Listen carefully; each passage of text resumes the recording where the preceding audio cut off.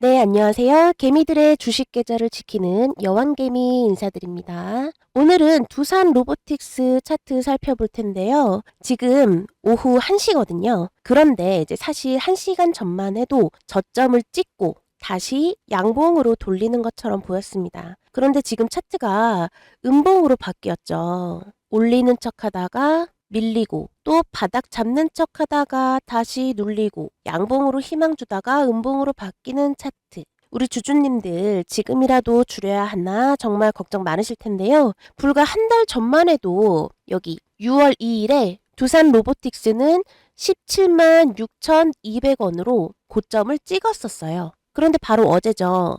7만 400원까지, 7만 400원까지 밀리면서 고점에서 한 달 만에 반토막 이상 빠져버린 거예요. 이 정도면 단순 조정이라고 말하기 어렵습니다. 고점에서 들어가신 분들은 계좌 열기도 무서울 거고 중간중간에 물타기 하셨던 분들은 내가 물타기한 이 자리도 고점이었나? 이 생각 드실 거예요. 그런데 오늘 더 중요한 건 이겁니다. 어제 최저점 찍고 오늘 다시 반등하는 척 했는데 그 반등을 끝까지 못 지키고 다시 음봉으로 바뀌었다라는 거예요. 저점 반격을 시도했는데 위에서 아직 매물이 강하다라고 볼 수 있습니다. 그러니까 조금이라도 올랐을 때 양봉의 기미가 조금이라도 보였을 때 손실을 줄이고 팔자 이렇게 생각하는 사람이 많았다는 거예요. 자, 위기의 두산 로보틱스 지금이라도 팔아야 할까요? 먼저 왜 이렇게까지 빠졌느냐 이거를 보겠습니다. 두산 로보틱스가 6월 초에 17만 6,200원까지 올라갔던 이유는 분명했습니다. 그때는 시장에 붙었던 키워드가 굉장히 강했어요. 이미 엔비디아의 젠슨황 내한 소식에 로봇주 전체가 강하게 매수세가 유입이 되고 있었고요. 일단 1차로 이렇게 영향을 먼저 받고 두 번째로 이 엔비디아의 CEO 젠슨황의 장녀죠. 메디슨 황이 두산 로보틱스에 직접 방문을 해서 산업용 휴머노이드 상용화를 논의를 하고 갔습니다. 그러면서 또 장중에 크게 두산 로보틱스가 크게 오른 적이 있었고요. 또 세 번째 이슈로는 미국에서 오토메이트 2026이라는 이제 큰 전시회가 있었는데 여기에 이제 두산 로보틱스가 참가를 하면서 업그레이드된 지능형 산업용 로봇팔을 선보이게 되죠. 이게 뭐냐면 이제 산업용 로봇팔인데 이렇게 산업용 로봇팔에 AI를 탑재를 해서 이 아이가 물건 하나 옮길 걸 2개 옮기고 10개 옮기고 이런 식으로 기능이 업그레이드가 됐다라는 얘기예요. 그래서 6월 초에 이렇게 여러 가지 이슈들이 한꺼번에 터졌는데 문제는 이 기대감들이 너무 빨리 터져버렸다는 겁니다. 너무 빨리 붙었다는 거예요. 테마가 뜨거워질 때는 돈이 순식간에 몰리죠. 그런데 그 돈은 냉정합니다. 조금만 흔들리면 바로 빠져버리는 거예요. 단기 급등 보고 들어온 물량, 그리고 손절 물량, 이게 한꺼번에 나오면 차트가 이렇게 무너집니다. 그래서 지금 두산 로보틱스 하락은 재료가 완전히 빠져서 죽었다 이게 아니라 재료들은 살아있는데 주가가 너무 빠르게 앞서갔고 그 기대감이 식으면서 단기 자금이 빠진 겁니다. 그래서 오늘 핵심은 이거예요. 재료가 살아있는 상태에서 71,500원 이 저점이 지금 차트에서 보시는 71,500원, 71,800원 이 금액대가 저점이 되느냐. 그래서 오늘 핵심은 하나입니다. 재료가 살아있는 상태에서 지금 보고 계시는 71,500원 또는 71,800원 이 금액대가 진짜 바닥이 되느냐 또는 반등 가능성이 살아있느냐. 그런데 지금 차트에서는 음봉 전환이 나와 있기 때문에 시장은 아직 확답을 주고 있지 않다. 우선 이렇게 보여지고요.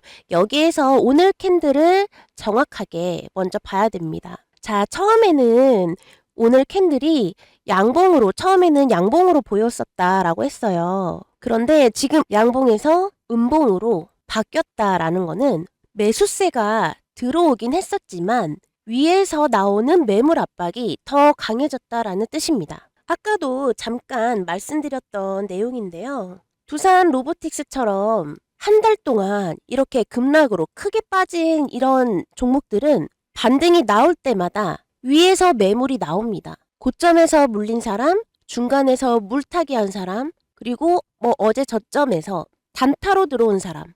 전부 다 생각이 다르죠. 누구는 본전 오면 팔려고 하고, 누구는 조금만 반등을 해도 손실 줄이고 빠져나가려고 하고, 그리고 누구는 오늘 들어와서 짧게 먹고 빠지려고 할 겁니다. 이런 물량들이 여태 계속 보여지고 있었고, 오늘도 그런 내용으로 양봉이 비쳤다가 다시 빠지고 있다. 이렇게 보실 수가 있어요. 자, 여기서 집중하셔야 됩니다. 오늘은 이거 확인하셔야 돼요. 만약에 오늘이 음봉이 나온다고 하더라도, 자, 크게 보여드릴게요. 오늘 장 마감까지 음봉으로 마무리를 한다고 하더라도, 만약 이 금액이 지금 71,100원 가격으로 보여지는데요. 이 71,000원 위로 버티고 아래 꼬리가 생기면서 종가가 무너지지 않는다면 아직 바닥 확인 시도는 남아있다라고 볼 수 있습니다. 자, 다시 말씀드릴게요. 그러니까 기준이 71,000원이에요. 71,000원. 이 71,000원이라는 금액 위에서 아래 꼬리는 생기더라도 이 음봉 몸통이 71,000원 위로 버티게 된다면, 이렇게 종가까지 버틸 수 있다면 아직 바닥 확인 시도는 남아있다 라고 말씀을 드리는 겁니다. 그런데 음봉이 길어지고, 이 음봉이 길어지고 71,000원까지 밀고 내려가거나 또는 이 저점을 아예 깨버리게 되면 이야기가 달라질 수 있습니다.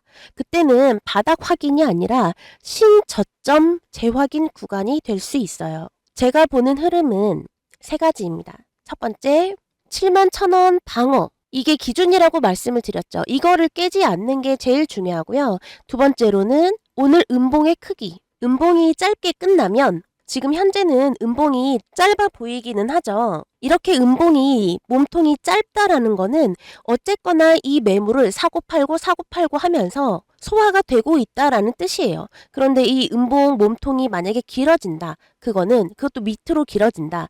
이거는 매도세가 확산되고 있다. 재확산되고 있다. 이렇게 보실 수 있겠습니다.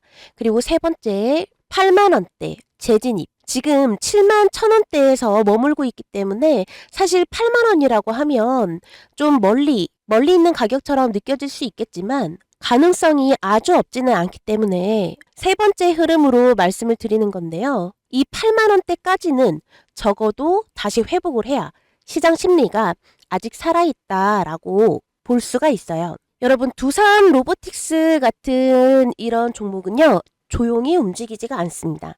무너질 때도 빠르고 살아날 때도 빨라요. 그래서 지금은 무서운 건 맞지만 이런 자리에서 가장 중요한 건 겁먹고 아무 데서나 던지는 게 아니라 어디까지 밀리는지 확인을 하면서 자산 운용을 하시는 겁니다.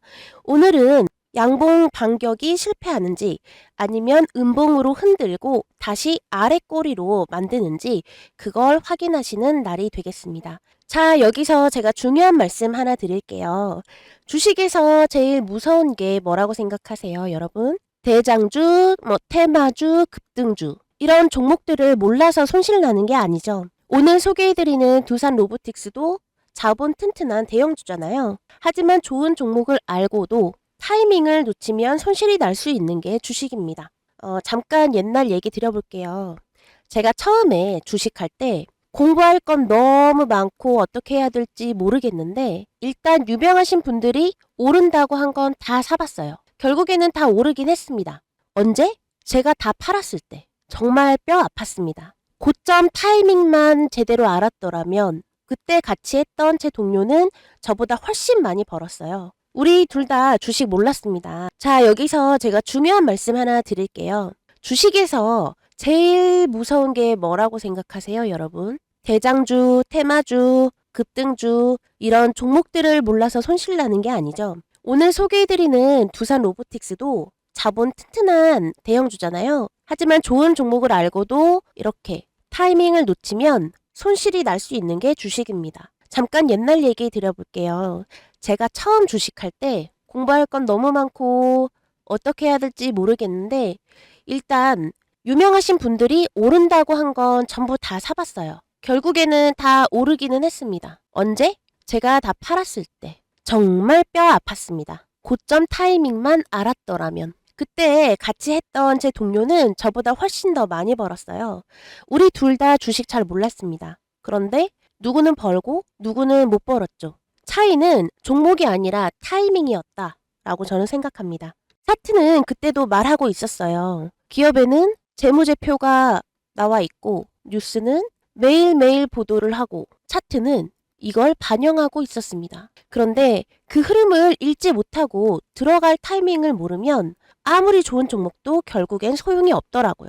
그래서 혹시라도 20년 전에 저처럼 매수 매도 타이밍을 알고 싶다라고 하시는 분들은 010-2481-6550 복잡한 채팅방이 아니라 지금 시장에서 주목해야 할 흐름 그리고 타이밍 포인트만 문자로 깔끔하게 정리해서 드리고 있습니다. 타이밍이라는 게 저처럼 몰라서 못 들어가는 사람도 있지만 주식 경력이 20년이신 분들도 번번이 놓치실 수 있잖아요. 예를 들어 볼게요. 여러분 옛날에 그 레인보우 로보틱스 기억하시죠? 삼성전자가 이 레인보우 로보틱스 지분을 추가로 확보했다는 소식이 나왔을 때 레인보우 로보틱스는 장 초반에만 20% 넘게 급등한 적이 있었습니다. 또 삼성전자가 콜옵션을 행사해서 이 레인보우 로보틱스를 자회사로 편입하는 흐름이 나오기 전후로도 이 자회사 전후로도 주가가 강하게 움직였어요. 그런데 문제는 뭐예요? 뉴스 보고 나서 들어가려고 하면 이미 늦었다는 겁니다. 사업하셔야죠. 일하셔야죠. 그리고 가족 챙기셔야죠. 다들 개인 일정 바쁜데 하루 종일 HTS만 보고 있을 수 없습니다. 아시다시피 요즘 주식 공부방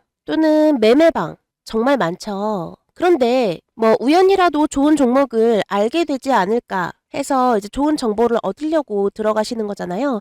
그런데 막상 들어가 보면 어떠세요? 채팅방에 안 읽은 대화만 999개 쌓여 있고요.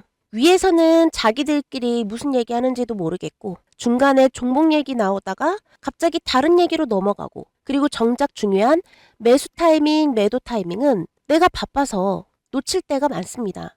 여러분 주식은 복잡하게 하는 게 잘하는 게 아니죠. 주주님들 사업하시니까 잘 아실 거예요. 현명한 자산 운용은요.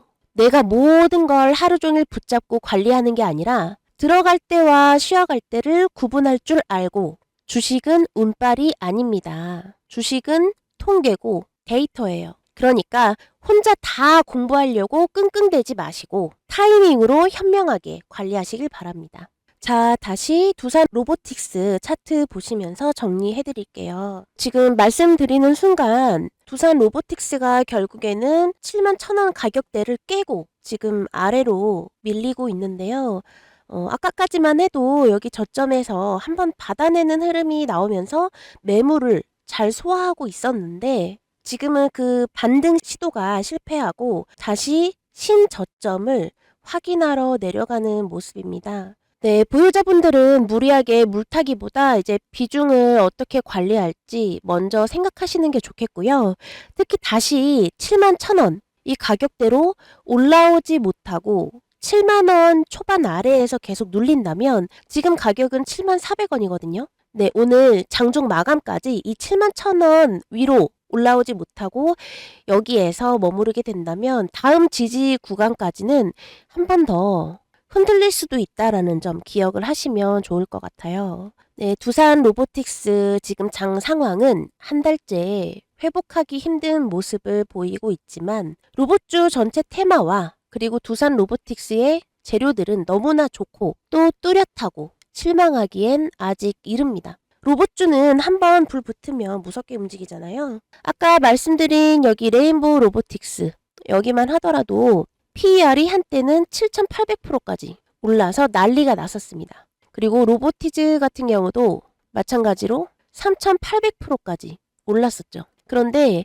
이 로봇주 같은 경우는 공통적으로 이렇게 되기까지 항상 이렇게 흔들었었어요. 그래서 오늘은 음봉 하나로 두산 로보틱스가 끝났다라고 단정하지는 않겠습니다. 오늘 음봉이 경고인 건 맞지만 슬퍼하시기에는 아직 이르다. 다만 71,000원 이 가격대가 깨져버렸기 때문에 보유자분들은 비중 관리 들어감으로써 리스크 관리를 염두에 두시는 게 좋겠다라고 추천을 드려보는 거고요. 오늘 준비한 영상 도움이 되고 마음에 드셨다면 구독, 좋아요 꼭 한번 눌러주시고 긴 영상 함께 해주셔서 감사드리겠습니다. 네, 오늘은 여기까지 볼게요. 여왕개미였습니다. 감사합니다.